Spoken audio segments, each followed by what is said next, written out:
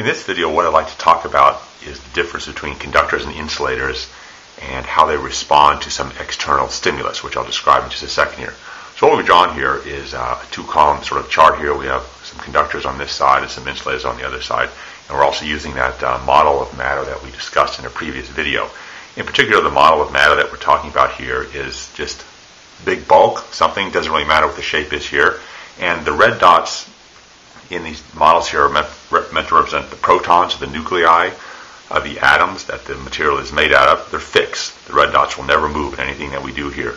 Again, the protons are a fixed part of the structure of the matter. In order to move those, we'd have to go to something like an atom smasher, which knows how to rip apart nuclei to get inside there. But we don't do that in a typical introductory electronics class. We're more concerned with the mobility of the electrons, which are these little purple negative signs that I've drawn throughout the material here.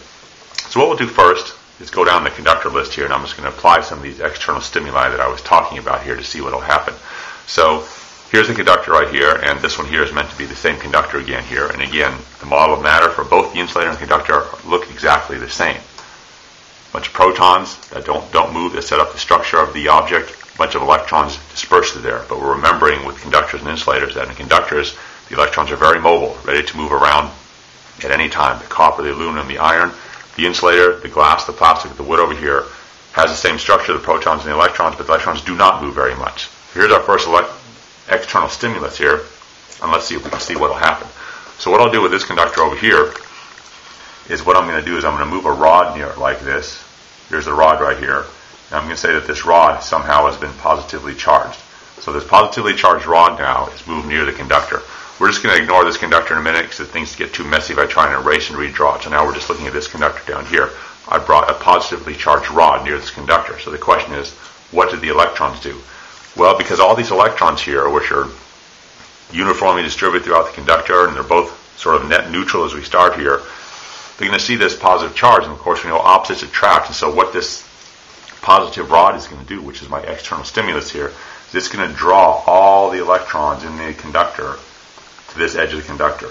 In other words, all of these little electrons, which are in the neutral case here dispersed uniformly throughout the conductor, are now all going to get drawn to this edge here. They're all just going to move up like this. They'll almost be absent from all this part of the conductor over here. They're going to move all towards this edge right here because the positive charge on the rod attracts the negative electrons. And so what we're going to be left with is a conductor here that has a definite absence of negative charges throughout this entire region right here because all the negative charges have been pulled up this way towards that positive rod. Again, infinite mobility in there. And so one way we might actually draw the conductor when it's done like this, I know I'm going to run out of room here, but we might have a big bulk conductor like this. We might just draw it as having a bunch of negatives here and a bunch of positives over there. In other words, the conductor has been polarized. Now I'd like you to think a bit about these positive charges over here because it's not as if these red protons have been pushed down. Remember, the protons are in the structure of the matter. They don't move. It's just that this region of the conductor here now has a definite absence of negative charges because all the negative charges have been pulled up to this edge right here. So the conductor has been polarized by this external stimulus right here. And it can happen no matter what orientation this rod is relative to the conductor. So in this last case right here, again, stressing this mobility of the electrons in the conductor, suppose we put a rod over here on this side of it, but suppose the rod was negatively charged. What are going to happen to all of these little electrons that are inside the conductor right here? Well, because this is a negative charge rod and it's on this side, and we know that like charges repel each other, all the electrons that are existing in this conductor now are going to get pushed over to this edge of the conductor. They're all going to get pushed over here like that on that side because they're trying to get away from this negatively charged rod because like charges repel. But of course what happens now if all those free electrons swimming around inside this conductor are now all the way over on the left side over here, that leaves this region of the conductor with a net loss of negative charges. There's no electrons in there. They've been pushed over to the left. So this side here is going to appear to have sort of a net positive charge. So the conductor may very well be redrawn as a bunch of negatives over here and a bunch of positives over here. But again, we stress that it's not like the protons moved over to this right edge right here. This region represents a region of the conductor with a deficiency of electrons because the electrons have physically been pushed over to the left edge by this rod right here. So that's two examples of how the electrons are in these, with their mobility in the conductors can move around in response to an external stimulus. So a lot of things that will happen as this class goes on is we will look at matter and see what happens when matter is exposed to some external stimulus. These rods are a really simple case here, a positively charged rod polarizing a conductor like this, or a negatively charged rod polarizing this conductor like this. And also notice in both cases here, there was never any contact or anything. This space here between the rod and the conductor always exists, and this space existed here. But it's just this influence that the external stimulus can have. And as we'll see in a later lesson, it will be an electric field that actually causes this all to happen. But there you go. There's an example of that mobility of conductors, of electrons in a conductor. So now if we go over here to the insulator column, let's see what can happen there. Again, it looks very much like a conductor on the onset, but remember that these electrons just aren't mobile. So what we have to look at when we think about what happens when insulators have this external stimulus now is we have to look inside of it and see, well, what are we looking at inside these insulators here? Because these electrons are not mobile, like this electron can't go very far from its host atom here, and this electron here can't go very far from its host atom, you have to think of these little things as little atoms themselves. So I'm going to draw little circles around any proton-electron pair that I see in here. Now I'm just going to call these the little molecules that are making up the insulator. Because these electrons are not mobile, they stay near their host atoms, and so it's a very good picture to sort of draw a little black border around a proton-electron pair to say, hey, these things are sort of bound together. And so what we have here, if I magnify one of these little black things, is just something that looks like this here. Here's the positive charge, here's the negative charge. That's the electron, which is mobile in a conductor, not mobile in an insulator. And there's sort of the nucleus right here. But what this sort of looks like here is sort of a cartoon picture of what an atom might look like. Like if you've taken a high school chemistry class or done some other reading, this might be what you draw of an atom, or you might draw something like this. You might draw the positive charge here and the negative charge here, sort of orbiting around like that. Either way, you sort of have this pairing of a positive and negative charge. And that's exactly what the matter inside an insulator is made out of. So the question is, what happens then to an atom like this if, again, this external stimulus is brought by, like a charged rod? So here's an insulator like this, and let's get those protons back drawn in there again. Here's those protons at their fixed sites. They can't move at all because we're not talking about an atom smasher here. We're not able to destroy the nucleus. Suppose we can do some reshuffling if we cut or break the matter, but we're not talking about that either. And so then what we'll do is there's the protons in there, and let's get those little electrons drawn in there as well, these little pairs here. So I'll just try to draw some pairs here. So the question is, what happens then to this insulator if I bring a charged rod near it, like I did in the conductor case? In the conductor case, we saw the electrons scuttle to the other side of the conductor because of their mobility, but the electrons can't move in the case like this. So what happens? Well, what happens is there is a little bit of mobility in the atom in the insulator, but not in the same way as the conductor. In fact, the whole atom is what's affected, not just the individual electrons. So what will happen then is the law that opposites attract still holds. And so what will happen is there's a net positive charge right here. So these dipoles here, or these little models of an atom here, will try to orient themselves with the electric field. Now, the way I'm drawing these things now, the way I've drawn these is, notice that I've drawn these so that the electrons now, these little dashes here, these purple dashes are the ones that are now pointing towards the rod. It's these electrons now. So where once an electron might have been, say, all the way up here, because of this external stimulus now, this atom is actually going to rotate around. It might have started like this, but it's going to rotate and rotate around so that when it reaches some equilibrium, its negative charge faces those positive charges like that. So in other words, the atoms themselves rotate. So we're looking at sort of a rotation of the atoms. That's what happens when you bring external stimulus near an insulator.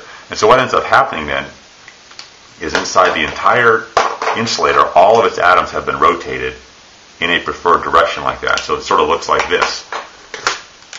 All the atoms on this edge right here will have their electrons sort of pointing towards that positive rod. Let me get that positive rod back drawn in here like this. There's that positive rod again.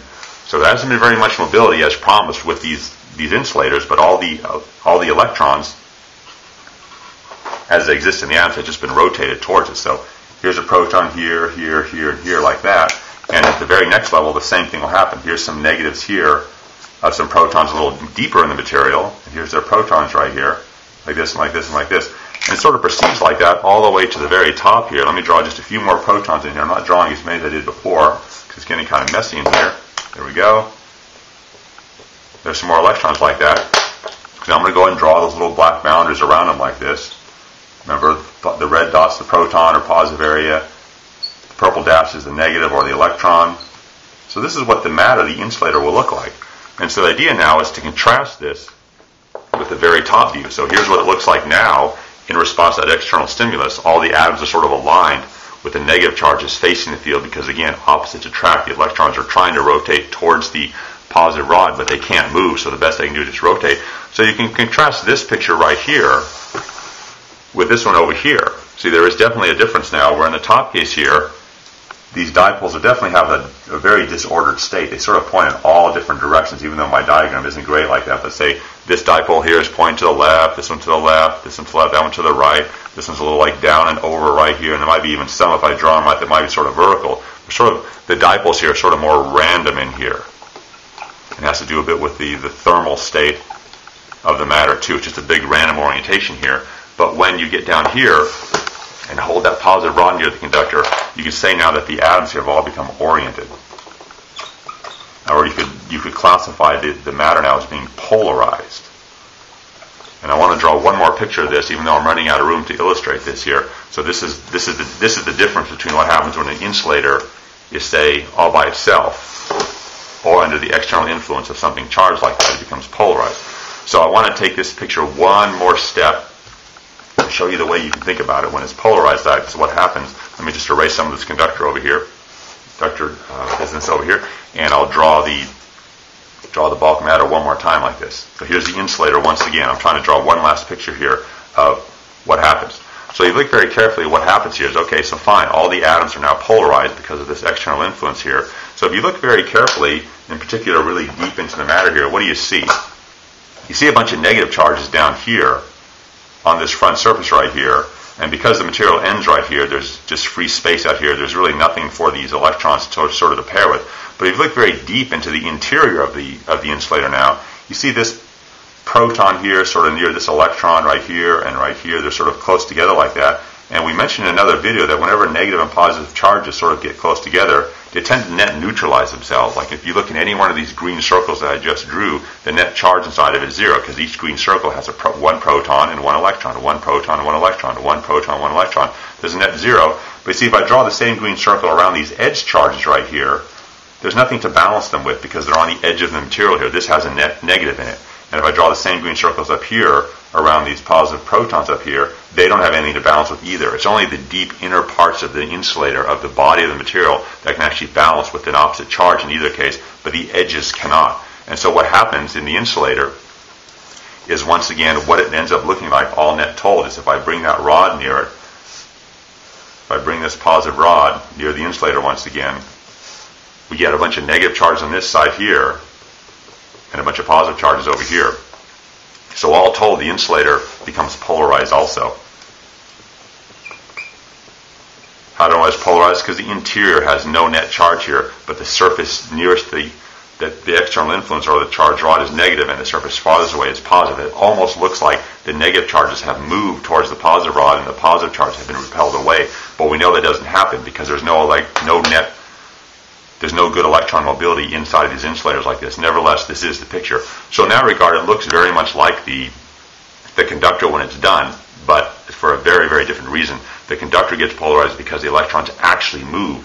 The insulator gets polarized just because its dipoles, or the atoms that make it up, start to rotate or become preferentially oriented towards the external field. And of course, everything would be reversed if this was a negative rod, and a negative rod, everything would be different.